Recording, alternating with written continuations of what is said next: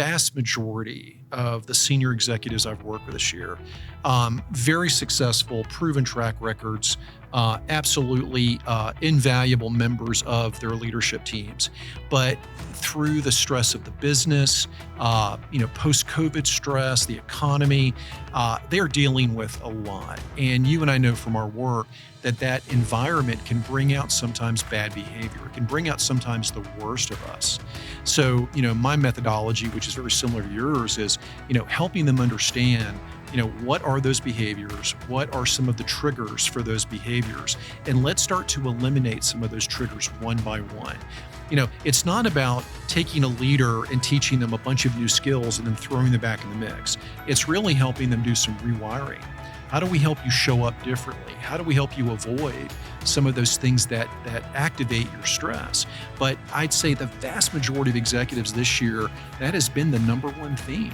And, and not only helping them in the moment figure out, okay, last week I had this problem, what do I do about it? But it's helping them build a sustainable process that helps them avoid going into that stress behavior in the future.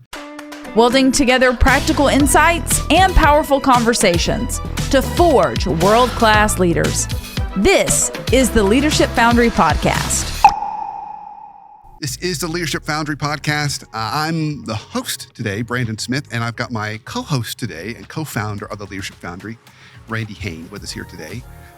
Randy, excited to be back in the studio with you, my friend. Same here. Always a pleasure. Normally when we do these, we take on like a specific topic. We talked about curiosity before. We've talked about candor before. We spotlighted your book. We spotlighted my book. But it's funny, as we were getting ready for this show, one of the questions that was posed to me was just a reflection on the kind of work that we've been doing this year. A lot of folks see us in various forms and formats, but maybe don't always get an inner look into the kinds of needs that we've been seeing, which could be very helpful for folks, make them feel like they're not alone, but also some of the ways that we have done our very best to serve our clients and meet those needs. So I thought it might be a good conversation for us today to just talk a little bit about what we've seen and noticed. Great topic. So I'm gonna put you on the spot. So as you think about this past year, sure, what was maybe a fun or rewarding engagement or two for you? What was something that you really thought was meaningful for you that maybe highlighted not only the kind of work we do, but highlighted some of the needs that we see in the world? One of my favorites is a global client based here in Atlanta. And they came to us, as you recall, with just significant learning and development needs. They just were a busy company. They just were not really making the investment in their mid-level and higher level leaders, their high potential leaders.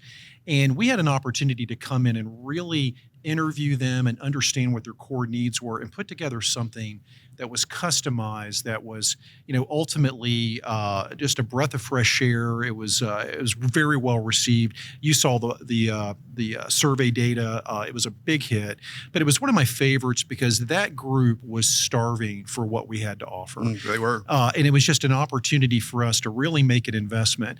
And you and I have always looked at the work we do. It's not just a job. I mean, we want to make a difference, and we always feel, very proud when we do.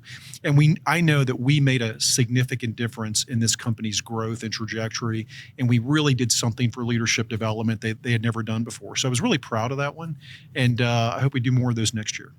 I know exactly the client that you're speaking of, and what I loved about the work that we were able to do with them was scratch an itch I think a lot of our clients are facing right now, and that is just alignment. Just connection. Yes. Getting everyone on the same page. In this particular case, they were a global organization. So they had leaders literally spread across the globe. And we did programs. But what some of the feedback that we got was it was so nice to meet a colleague, even though it was virtual, to just spend time with a colleague talking about some of the challenges that we've got in the business, working through things together. When normally we wouldn't have that time to do that. And I think that is so indicative of some of the needs we're seeing with clients today, because everyone's still figuring out this hybrid thing. Right. And I think to the client, we keep hearing the same story. Well, 30% of our people are brand new since COVID. Have never met each other. And so being able to find ways to get them talking to each other, I think is truly beneficial for those organizations. See, that's the key. I think that is one of those secret sauce ingredients that we offer our clients, and I'm very proud of. This client and all the clients we work with, I think there's always an assumption, oh, are you and Brandon going to, basically lecture us for 90% of the time? No, I mean, barely 50 or 60% of the time are we talking and presenting content, but after that, we are very focused on getting you talking with each other, getting you in breakouts, working on real problems that are germane to your company, things that are very relevant for what your company's dealing with. And I think that's, for this particular client, what was so helpful. We would give them ideas and concepts around candor and clarity and communication, the things that we teach on, but then they would go in and work on real problems based on what their company's needs are. And that's where I think there was a spark, and I was really excited to see that. Yeah, and I think the spark was not only they got to talk about it openly, but they were solving real issues. But they were solving real issues. They're saying, this is where we kind of dropped the ball on this particular topic, whether it's candor or clarity, whatever it happens to be. Right. And they were solved for it. Right. Which was great. One of the things I think is really important is after our sessions, we get this feedback all the time. People will let us know we were able to take what we got in our 2.5 hours with you and immediately apply it. We immediately took what we did in our breakouts and put it to good use on our teams and in our company. And to me, that says that we're relevant. That says that we're doing work that is meaningful, that our clients really need, and they can absolutely use it. It's practical. And that's something that you and I have always really strived to do, is bring a practical element to this. Yeah, I think that's absolutely true. Yeah. Absolutely true. So we're talking a lot about kind of those kind of broader engagements, so just for folks who maybe aren't aware, we wear a few different hats in the world when we're working with our clients. And you can almost think of it from micro to macro. Mm-hmm. So from a macro standpoint, it would be like a broad Leadership Foundry engagement. We would go in and we'd work with an organization who might take 50 leaders, 100 leaders, 150 leaders, and create a custom program that really meets the particular needs of that organization. Mm-hmm. And then we'd roll out a program over 6 months. That might involve sessions as well as individual coaching. Mm-hmm. So there's the macro one. Then we might move down a notch and we would work specifically with a team. Mm-hmm. An intact team, typically leadership teams. Right. And we're really working with them to help them function better, have the conversations they need to be having with each other, which, gosh, every leadership team probably has an opportunity to get some improvement there. You think? I know.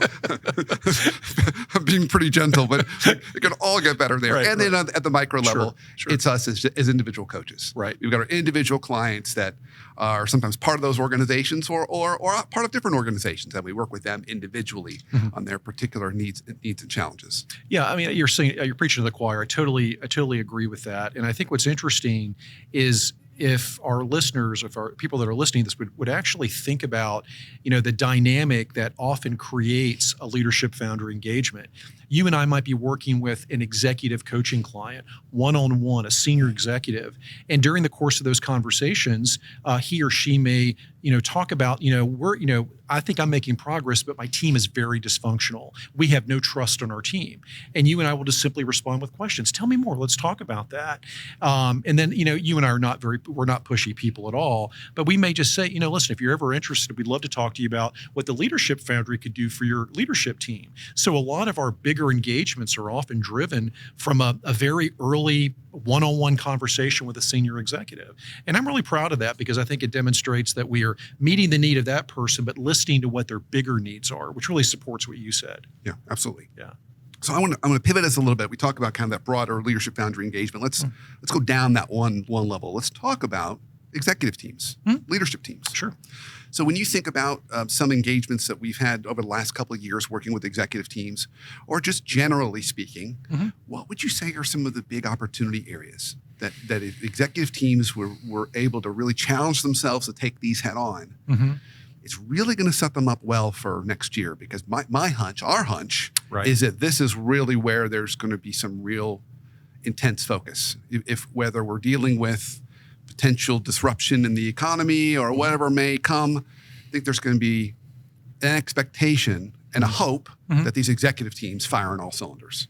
So what are some of those levers they can pull that would get them firing more optimally? Well, a couple of things, and you and I always like to peel back the onion. So you kind of look at what are some of the key causes for some of the challenges that we see. We're under enormous economic pressure. The economy's not in great shape right now. We've got leaders that are doing so much more with less. So a lot of the leaders we engage with are under a lot of stress, a lot of duress, and that brings out behavior that the Berkman would say is the opposite of their normal behavior. So when you've got leaders that are functioning under this stress and duress, it brings out a side of them that creates a lot of dysfunction on teams. So the two words that just come out resoundingly to me when I'm talking to these teams and leaders is trust and candor. We don't trust each other, and we are not honest with each other. So those are just two of the areas. I'm sure you've got others that are just coming at me in waves right now. We need help with that. We don't speak the truth, and we just really don't trust that the other people on the team have my best interest or our best interest at heart. I agree with that completely, and I think that part of what I don't want to say fractioned or fractured, but what creates a little bit of that divisiveness inside is a lot of the businesses that we work with, and even beyond the businesses that we work with, they've got a couple factors going on right now. Revenue tends to be pretty good. They've had good numbers because they've had to increase their fee structure, prices, whatever it happens to be. But their costs have gone higher than they needed them to be, anticipated them to be. So their margin is really, really tight. Right. And I bring that up because what that has created in a lot of the teams that I've seen is you end up with this tension between operations/finance and sales. Sales is like, hey, we did our job. Right. Why can't you guys get your act together? And then by starting the conversation that way, immediately it's creating this us versus them. But you're all supposed to be on the same team. Right? It's not about one person winning an MVP on a mediocre team. It's about winning a world championship. So I think if we take that idea of trust and candor and we really apply it, we want to see our teams having conversations about the overall business, and locking arms and talking about the elephants in the room, and not just staying within their respective silos and sandboxes. I'm not sure people really know how often you and I play the role of detective. We are detectives. We are always trying to figure out what are the key causes, what are the issues. You're saying this, but what I'm really seeing is this over here. And one of the sessions that you and I do that we're very proud of is something called uncovering the normalized defects in your business. And that's a really interesting exercise and session that we do because we help the team, the company, whoever we're working with, really figure out what are some of the bad behaviors, what are some of the challenges that you are tolerating and saying this is just the way we do business around here. The normalization of defects comes from the old NASA exercise when they did a forensic analysis about why the space shuttles Challenger and Columbia exploded. And they discovered that a lot of the flaws in the shuttles were known by the engineers and scientists on the ground. Well, when we go into companies, we're helping teams identify what are your fatal flaws, what are some of those issues.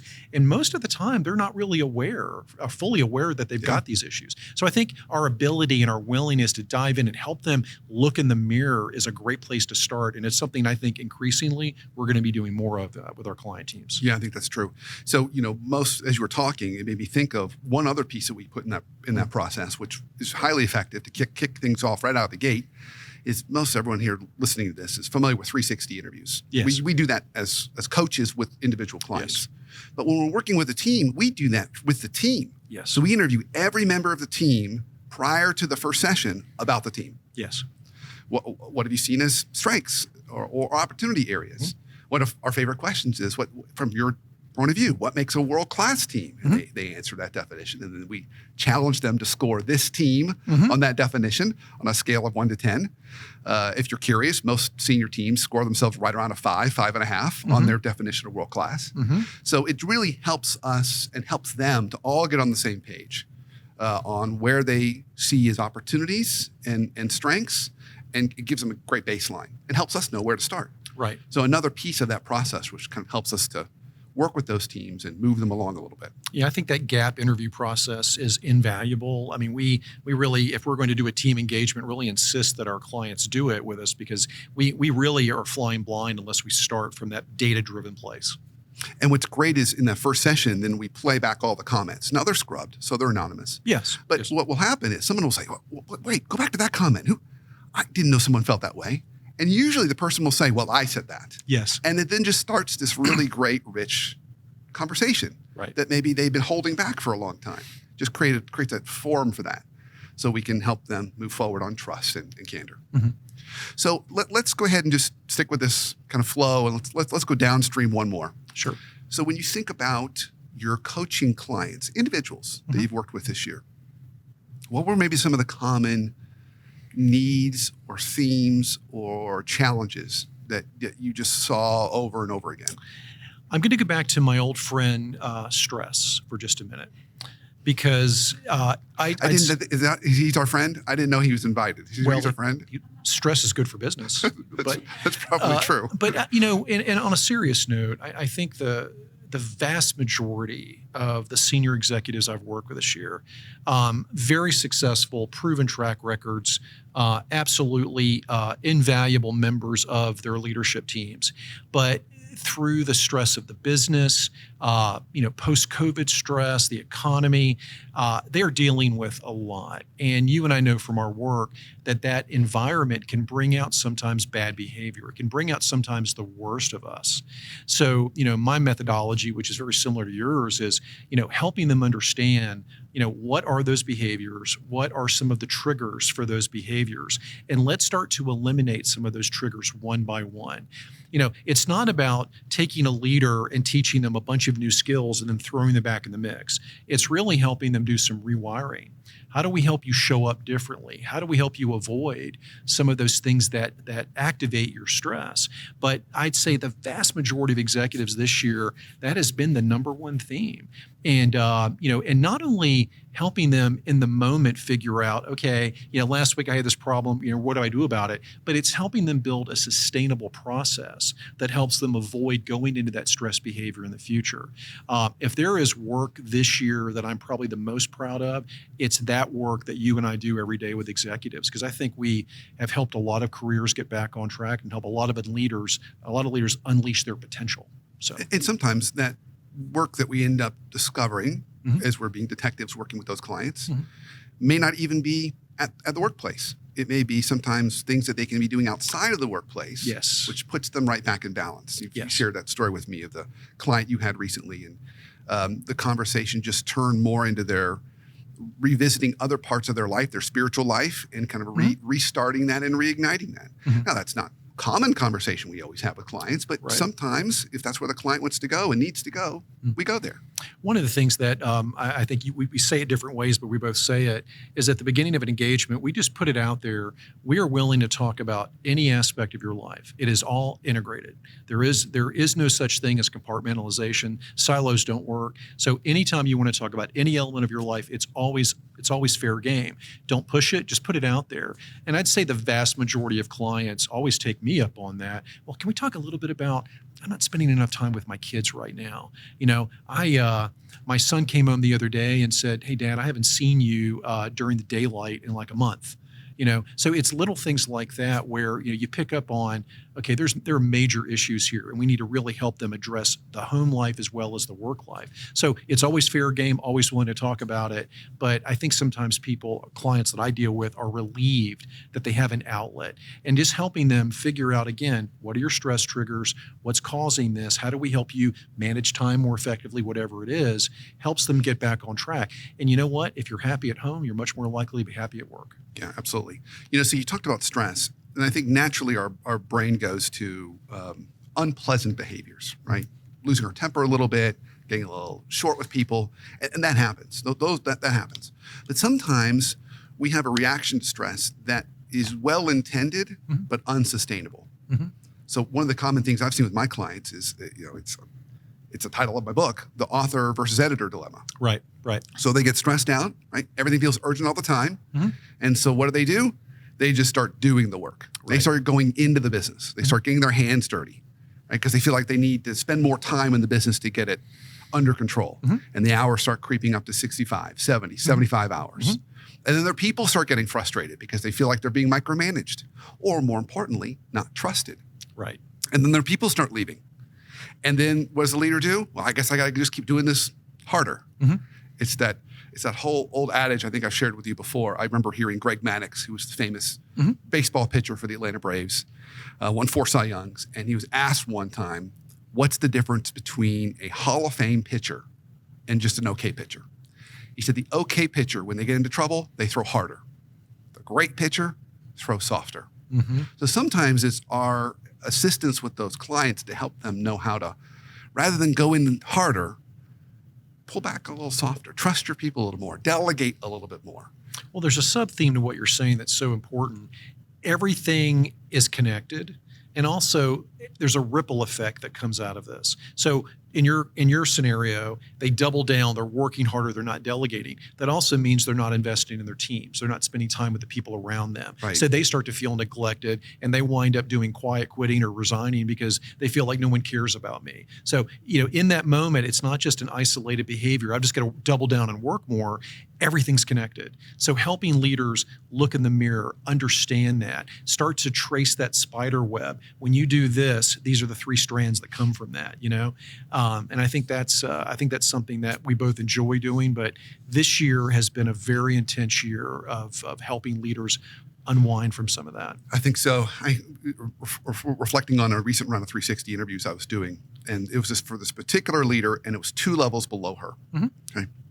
And I'm interviewing this person. The person said, this leader, she really is amazing. I really won't have any issues with her. But my biggest challenge is culturally, we have this thing we do in the business. She said, when things start to get urgent, fires pop up, the first thing is we cancel one-on-ones and team meetings. Right. First thing we cancel. Right. And she says, I get it in theory, because we need that time to do the work. But then what happens is that now I'm going 2, 3, 4 weeks without talking to my manager. And I'm working on what I think I need to be working on. Well, when we finally reconnect, turns out I wasn't working on what they wanted to be working on. Now we've got another fire. We cancel more one-on-ones and more team meetings. Right. So this becomes this thing. So part of it is also locking into your calendar those things that are really, really important. They may not feel like they're directly related to the work at hand, but if we keep doing them consistently, like coaching conversations and alignment meetings, it's going to prevent a lot of fires. It's kind of those healthy habits that we try and put in place with our clients. I don't know if you remember this from my new book, Upon Reflection. I talk about in one of the chapters the difference between abundance mentality and the scarcity mindset. Stephen Covey coined that years ago, and I think in 7 Habits of Highly Effective People. And there were 2 distinct stories in there to kind of illustrate your point. In one story, I shared a leader at one of my big clients. And she reached out to me, said she could use some coaching help, maybe her team needed some help. But as I started to interview her and gather data, she was working 70 hours a week. She was really, really struggling with time management. She was not delegating a lot of things that you mentioned. And she was really struggling and feeling resentful with anybody around her asking her for anything. When her team asked her for help or development or coaching, you figure it out. You're an adult. You've got to do that on your own. So she was really living in that scarcity mindset. I've only got so much pie and you can't have any of my pie because I'll have less.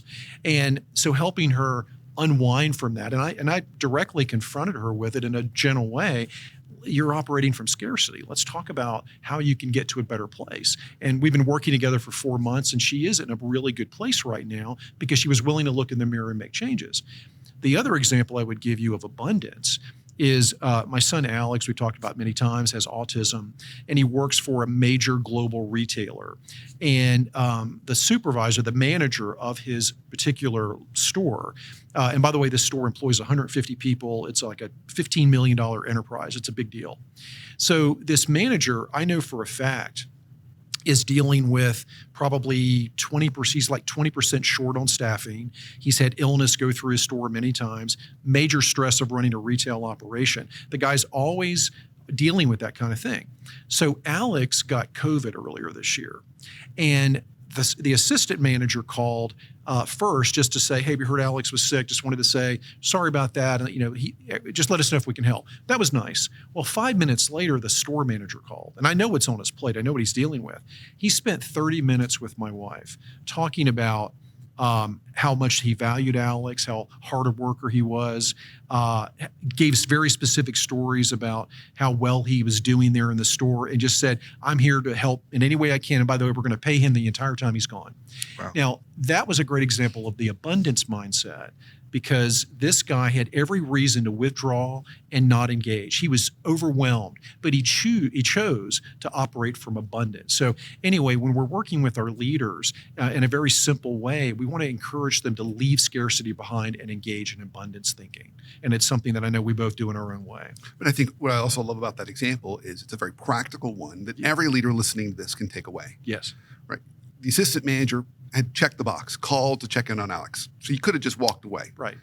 But the store manager wanted to call and wanted to actually really pour in and just let everybody know how valued he is and to make that demonstration. And those little efforts, while not directly related to the pain and urgency in the business, keeps the team connected, keeps people feeling valued and appreciated, and really helps in the long run. So it's just it's kind of the wrap cake. It's just a really good reminder for us to work that in. Yep, absolutely. So I know we've been talking a little while and covered everything from our Leadership Foundry engagements to team engagements to coaching. Anything that we haven't talked about that you might want to add to our conversation today, Randy? I think it's really, interesting as I think about how you and I have operated over the years. You and I both laughingly say that we're really not very good at selling our business because, everything comes through referrals. We're just really blessed and grateful that, people know about us. They think about us when there's a need. But where almost every single bit of work that we do comes from is we have these really engaging conversations. Maybe it's an executive coaching client, maybe it's some other old client or colleague in the business world. But you and I are very curious people. We ask questions, we listen, I think, very well, and we're always willing to offer, candid advice. We're willing to, really offer suggestions, and it's never with really the intent to sell our work. It's just, you might want to think about this, you might want to try this approach. And I think so much of our work comes from just that willingness to meet with anybody, talk with anybody. We're very informal people, as you would hope agree. And I think just that willingness to be accessible and listen and engage is the starting point for almost all of our great clients. And I'm proud of that. I think that's a good way to operate, and I think that's how you and I do it. I would agree with that. Yeah. It starts off with those conversations, and then it just goes to wherever it goes. And sometimes it's just one conversation. Yes. That's it. We offer a piece of advice, and that's the end of that particular engagement or conversation. It could just be an informal cup of coffee. And then other times it turns into year-long relationship. Yes. It's funny, one of our favorite clients, this will be our fourth year. Actually, come January 1st, that will be at the beginning of our fourth year. I think we have one client that's in their fifth year. And I think it speaks a lot about, hopefully the quality of work we're doing and the partnerships we've built, that we've got clients that come back to us again and again. And I'm really proud of that. Yeah, likewise. Well, so since we're typically try and end this particular podcast with some practical tip that a leader could do starting tomorrow to make them more effective. Any piece of advice as we're kind of moving into the next year, any piece of advice that you could give to a leader listening to this today? I think, I'm thinking back to some of the conversations I've been having over the last several weeks. I would encourage leaders who are listening to really take the holidays and look in the mirror and really just evaluate how did this year go? How do I think about this year? What am I proud of? What am I not proud of? Take a look at potentially habits and behaviors that have creeped in that you'd like to eliminate next year. And, and one of our favorite words is intentionality. Yeah. Be super intentional about restructuring how you show up at work next year. Starts with a calendar. Every day, put things in the calendar that give you energy, that bring you joy, that will help you not feel the stress. and don't let someone else control your calendar. So really be thoughtful about, I know what I've done wrong. I know what I need to do differently. If I don't, maybe I'll get a candid friend to help me. But I want to show up a little differently in 2023. And I'm going to start to restructure my time, my days. It can be about your health. It can be about showing up with your kids. It could certainly be about how you show up at work. But I think just this willingness, when we hopefully have a slower period of time in the next 3 weeks, that we'll all just take a breath and look in the mirror and say, okay, I definitely feel like I wasn't me this year. Next year's going to be different, and own the change. And maybe get an accountability partner. Get someone that is willing to, hold you accountable, that you can go to, who'll be candid. So, probably obvious advice, but that's probably what I would share. Yeah, I'll build on that. Sure.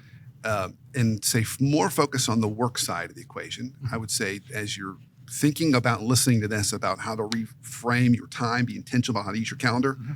One of the favorite questions I've been asking my clients over the last 6 months that just seems to get them thinking differently. Mm-hmm. It's a great question that everyone listening can ask themselves about this past year. Mm-hmm. Were you trying to win an MVP, or were you trying to win a world championship? Because those are two very different things. Absolutely. And so many of our clients start to fall into that trap of, I got to do it all myself. I got to win an MVP. And now they're out on the field, they're running plays, but they're not calling the plays. They're not coaching their team. Mm-hmm. Or they're thinking about their function and not thinking about the overall business. So that simple mind shift. Mm-hmm. Am I trying to win an MVP?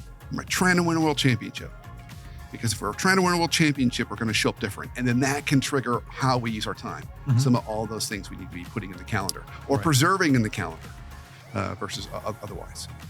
Well, Randy, my friend, as always, a pleasure to spend time with you and just reflect a little bit on our last year as we get ready for the next year. So thank you for spending time with me. I appreciate it. My pleasure, my friend. It's always interesting that we have these discussions, and hopefully people will see as they're listening to this, or as they observe our conversation, that we do love this work. We enjoy this work, and everyone can get better. I think you and I operate from the principle that every leader we work with can get better. Every team can get better, and engage with us or not. But I just know that everybody has the opportunity to grow. So if you're listening to this, I hope that you will take that seriously and own your own growth and development. We'll help you if we can, but if not, do it on your own. Amen.